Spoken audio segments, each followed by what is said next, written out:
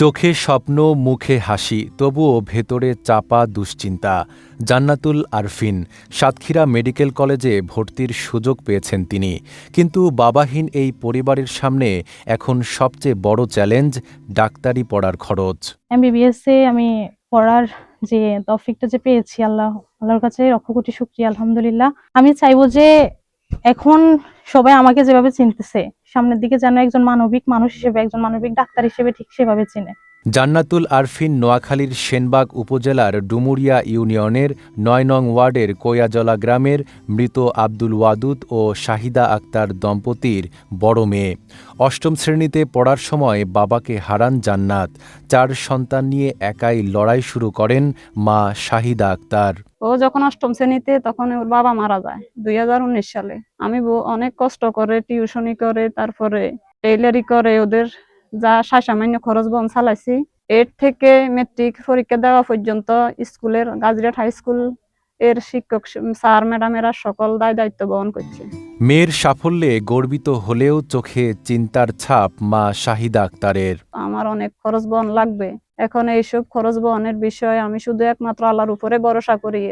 আর যারা আমাকে সাহায্যের হাত বাড়াই দিতেছে তাদেরকে আল্লাহ উসিলা করে দিতেছে, আল্লাহ সুব্যবস্থা করে দিতেছে। আমি সবসময় সিজদায় পড়ে শুধু আল্লাহকে ডাকি, আল্লাহ আমার তো কোনো পথ নাই, আমি কোন পথে যাবো, শুধু আমি এটাই আল্লাহর কাছে চাই। এসএসসি ও এইচএসসিতে জিপিএ ৫ পাওয়া জান্নাত মেডিকেল ভর্তি পরীক্ষায় প্রথমবার ব্যর্থ হলেও হাল ছাড়েননি।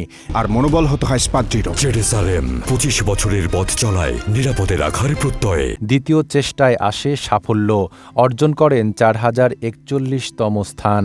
একেবারে শূন্য থেকে উঠেছি এ পর্যন্ত। আমার পাশে সবাই ধাপে ধাপে, আল্লাহ মনে হচ্ছে যে পাশে সবাইকে দাঁড় করাই দিয়েছে যে আমাকে সাহায্য করার জন্য উসিলা হিসেবে।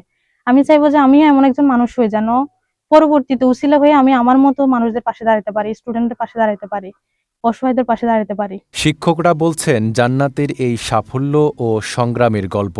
নিউজটা যখন আমি অনলাইনে পেলাম তখনই আবেগে আপ্লুত হয়ে গেলাম। আমাদের এক ছাত্রী এই অবস্থায় এতদূর পর্যন্ত এগিয়ে গেল, এটা আমাদের অত্যন্ত গৌরবের বিষয়। আমি চোখের পানি ধরে রাখতে পারিনি। আমি মনে মনে তাকে অজস্র খোদার কাছে অনেক দোয়া চাইছি। অনেক অভাব অভিযোগ দুর্দশার মধ্যে অনেক কষ্ট করে সে লেখাপড়া করছে। তার মা সেলাই মেশিন কিনে সেলাই মেশিনের সেলাই কাজ করে এই মেয়েকে লেখাপড়া করছে। আমরা শুনলাম যখন সে মেডিকেলে চান্স পাইছে, আমরা অত্যন্ত আনন্দিত। আমরা জন্য এটা একটা বড় গৌরবের বিষয়। এদিকে বিএনপির চেয়ারপারসনের উপদেষ্টা জয়নুল আবদিন ফারুক বলেন, বিষয়টি বিএনপির ভারপ্রাপ্ত চেয়ারম্যান তারেক রহমানের দৃষ্টি আকর্ষণ হয়েছে। তারেক রহমানের পক্ষ থেকে সব ধরনের সহযোগিতা করা হবে। তারেক রহমানের পক্ষ থেকে ওনাদের যত সহযোগিতা আমরা করব। এটাই আজকে সকালে ওর বাবা, ওর মা এবং মা নিজে আমাদের অফিসে এসেছে। আমরা তাদেরকে বলেছি যে কোনো পরিস্থিতি আমাদের সাথে যোগাযোগ করবে, আমরা তারেক রহমানের পক্ষ থেকে তাকে সকল সুযোগটা দেওয়ার চেষ্টা করব। দীর্ঘ লড়াই শেষে জান্নাত আজ সাফল্যের চূড়ায়। এই মেধা আর পরিশ্রমের পথটুকু যেন অর্থ অভাবে থেমে না যায়, এটাই এখন সবার প্রত্যাশা। নাইম আরাবি, ঢাকা পোস্ট।